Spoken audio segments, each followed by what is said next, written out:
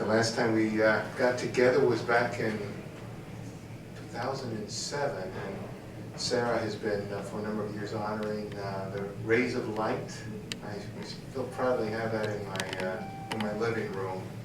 And I want to make a couple observations. One of them, I'd just like to start with a story. My roots are on my father's side. My grandparents were from a little town outside of Damascus, and they immigrated to Argentina in the early part of the 20th century because back then Syria and Armenia were part of the Ottoman Empire. And my grandfather's choice essentially was if he wanted to stay, he could go to the front lines of World War I and fight for the Turks, who he hated with a passion. And he decided instead to go to Argentina. In terms of, I'm honored, by the way, to be on the same day as you. Thank you for all your service. In terms of what you're talking about, in terms of adapting, you know, back then, it was assumed if you were an Arab, a Syrian, coming into Argentina, my grandfather's name was Dabul, he became Don Jose. And you know what? He was so happy to get out of Syria that he was happy to take the name Jose. You had to give your children Christian names. My father was Amadeo. He had some other name, an Arab name, you know, behind closed doors. And they all had their Arab names. But they went along with that because it was good to be out of the Ottoman Empire. Fast forward a few years, I was in Argentina one year, and one of my favorite uncles, my uncle Ismael, we were at his house in Mendoza, Argentina, which is in the west. And the doorbell rang. To describe my Uncle Ismael as volatile is to radically understate his personality. Anyway, the doorbell rings, he opens up the door, and a slew of curses in Spanish issues from him, and I look at the person that he's cursing is a beggar. And he's yelling at him, this all relates, I promise you, to get out, never come back, but he was doing it in a much more colorful language. And if you've heard people curse in Italian and Spanish, it's a very good language to curse in. And I just thought afterwards, who is this monster of a man? My uncle is cursing at a beggar. I thought I loved him, but apparently he's somebody else. A couple more minutes go by. The doorbell rings again. I'm thinking, oh, I hope it's not the same beggar. It was another beggar, because if you've ever been to South America, we have no lack of beggars in Argentina. And it's a weird kind of thing. They come into the restaurants while you're eating. It's not uncommon, because it's a Catholic country, so beggars are considered sacred, so they can come up to you while you're eating. You got a few bucks. And in any case, it was a different beggar. My uncle went to the door, and the other side of him appeared. And it was a man who was in obvious dire straits. He was very underdressed for the weather. It was winter time. And he said to my uncle, I don't want food. I don't want money. If you could give me a blanket or something to cover myself, because it's cold out. This uncle, who I thought was a monster, turned to his wife and said, go upstairs and get one of my old coats. And I suddenly realized my uncle wasn't a monster. He simply knew where he lived. Because he was so familiar with beggars, he knew which one was on the make and which one wasn't. And his point about the first one was he knew the guy.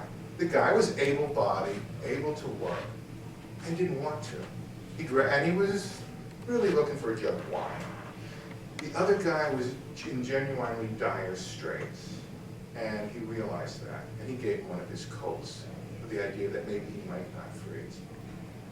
So, essentially what my uncle Ismael was guilty of was profiling.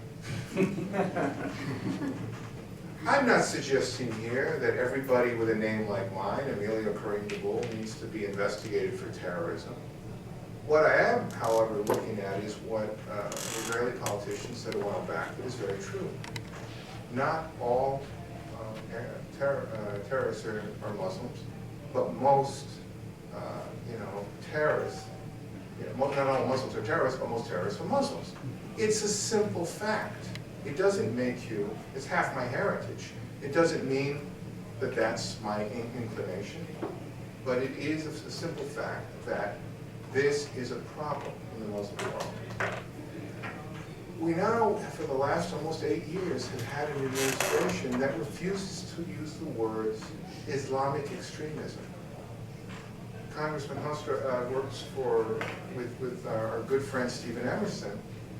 I'll never forget being at the premiere of his film, The Grand Deception, the scene where they're trying to get Holder to simply admit that Islamic extremism exists.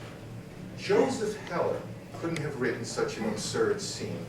Honestly, I mean, it was something, it would have been funny if it wasn't so sad that that was the case. And you can't defeat an enemy if you can't name the enemy. Nobody here in this room, I think, is looking for all Muslims in America to be profiled. In fact, not all terrorists in our country are of Muslim background. But we need to have a mechanism in place to provide real security, which we don't have now.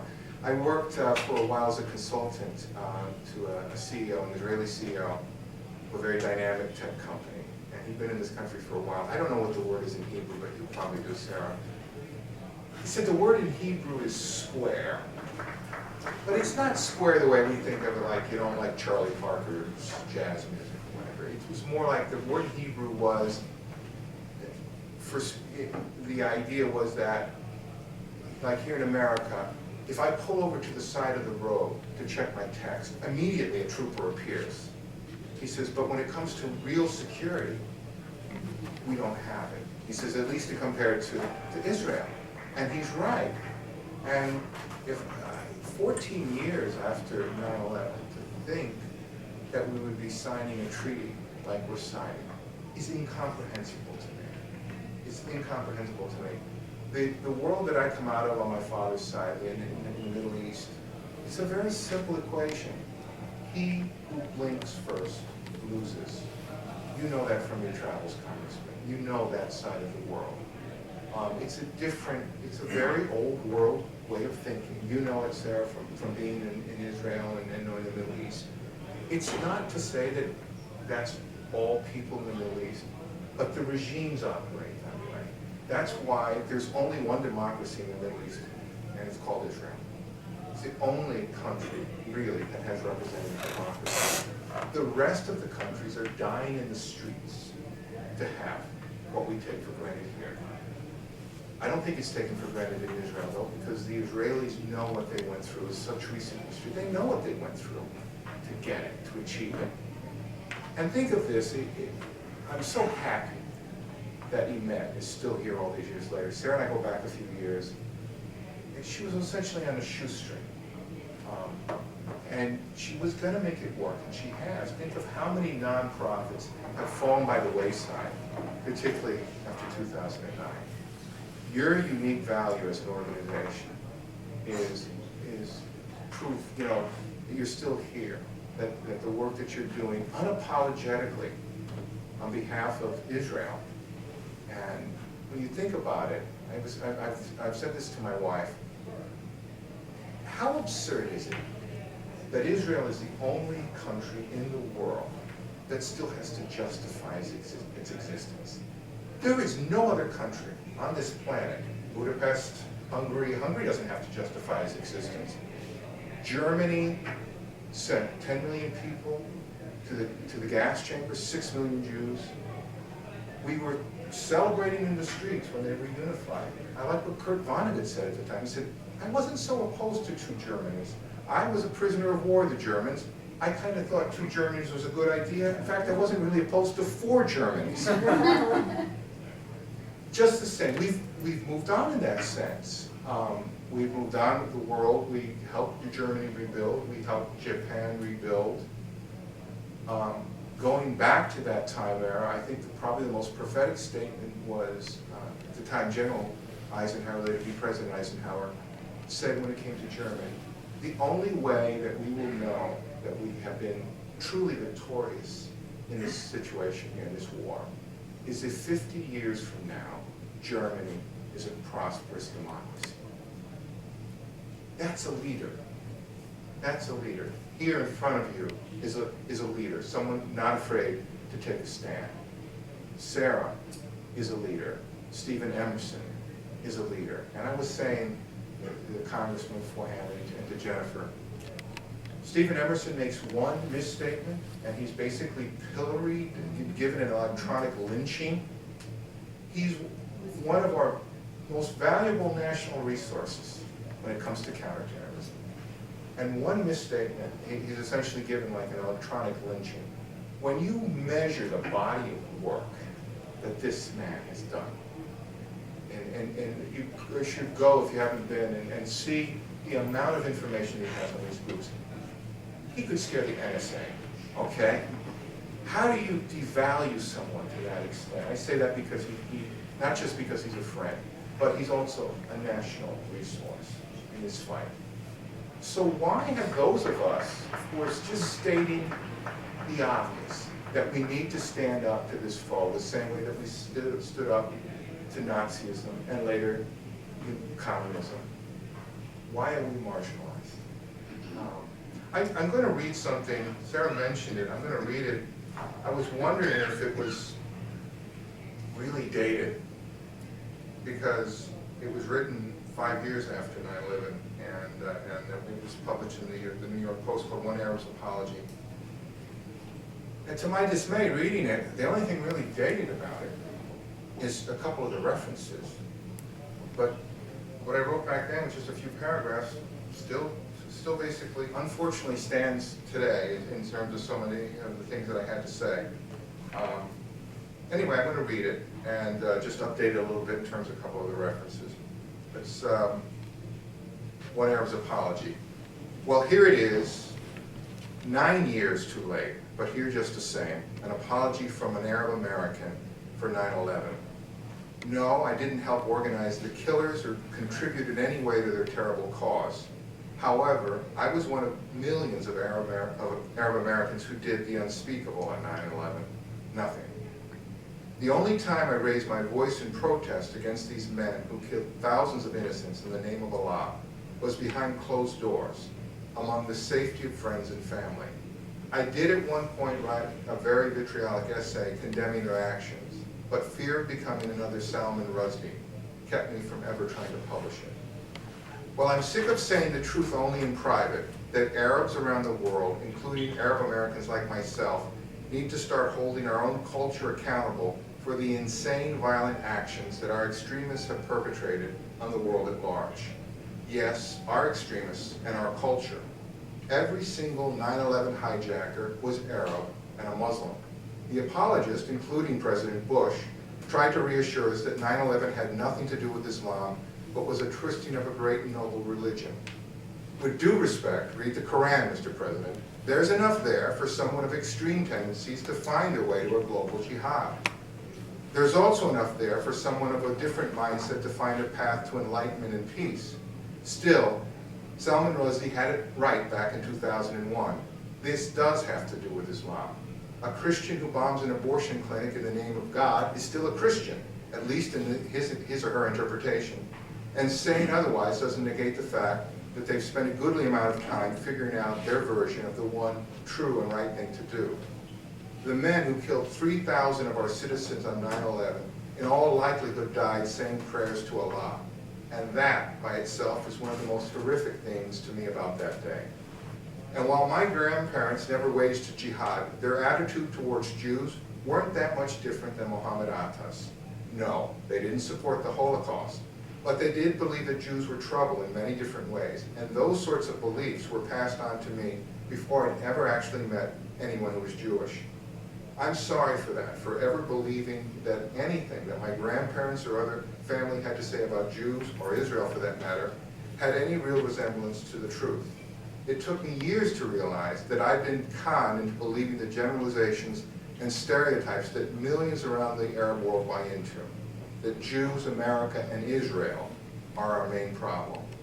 One look at the average Arab regime should alert us to the fact that the problem, dear Ahmed, lies not overseas or next door in Tel Aviv, but in the brutal, corrupt despots that we have bred from country to country in the Middle East across the span of history. That history and its corresponding economic devastation is the main reason I reside on New York City's West Bank, New Jersey, not the one near Jerusalem. On my worst day, I'm happy about that fact.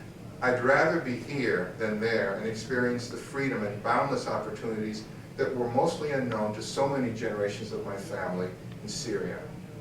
For as long as I live, the image of those towers falling, as I watched in horror and disbelief from the corner of 40th and 5th, will be for me my Pearl Harbor. For in that instant I recognized that not only our city was under attack, so was our freedom. It still is, and will continue to be for years to come. And the threat is not from within, but from Islamic fascists, I know that term's out of date, but I'm going to use it anyway, or Islamists, whatever term you choose, who desperately want to destroy the freedom and opportunities that millions the world over still seek. 14 years after that awful day, it's time for all Arab Americans and Arabs around the world to protest against Islamism, to raise our voices and, where necessary, our arms against these tyrants until their plague of terror has been driven from the face of the earth forever. And, thank you. There's one other thing I'd just like to make an observation of, and that is that the last event that I went to of Steve Emerson's of the IPTs was in New York this last Halloween, and I raised this issue, and I think it's still worth looking at, which is, what does it also say about the state of things in the Middle East right now, in Arab countries throughout the Middle East, that over 30 years after his assassination, Anwar Sadat is probably still 50 years ahead of his time in that region of the world. The only place where Sadat has anything named after him is, guess where? Israel, right? The Begin-Sadat Peace Project, I think it's, right? You will not find, I don't think there's a street in Egypt named after Sadat, even though he gave his life for the cause of peace. Was he a perfect man? No. But what he did and what Prime Minister Begin did was enormously courageous. You mentioned Libya. That's an excellent point. But I'll also mention the fact that those two men proved that you can have all the differences in the world, never completely come to terms on those differences, but find a way to work together. President Reagan, who was accused of being the one who wanted to end the world, was the one who ultimately sat down with Gorbachev. Because on the other side of the world, the Russians were saying, finally, this guy's for real. When he says something, he means it. And I can tell you one thing, when President Obama said that the red line was gases, why that has to just be the red line, I'm not sure. That I don't get. But Assad called his bluff, because even Assad looked at him and said, he's weak. The same thing that happened not that many years before, when Khrushchev met with Kennedy and decided, wrongly, that he was a playboy, a spoiled rich kid, and he didn't have tough stuff. In that case, Khrushchev was wrong. But Assad read Obama accurately. You know, your actions ultimately are what count. And I think for us here, when we look at what's happening today, all over the Middle East, the refugees spilling into Europe, we have a piece of that. And the fact that we didn't, I look at the situation, I don't have your expertise, Congressman, but I look at it and say, you know, there is a world court. They did bring Milosevic to that world court. If I'm not mistaken, he died in custody before he could be tried. None of those avenues have been pursued. The bloodbath continues in that part of the world. And I just want to end with this, that would probably get me stoned to death in more than a few Arab countries. But really, if the Arab countries of the world, including Syria, want to look at their model, it's Israel. That's where they should be looking.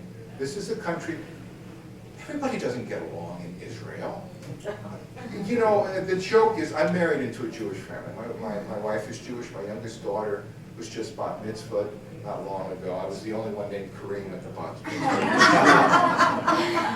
mitzvah. They didn't make me go through a metal detector.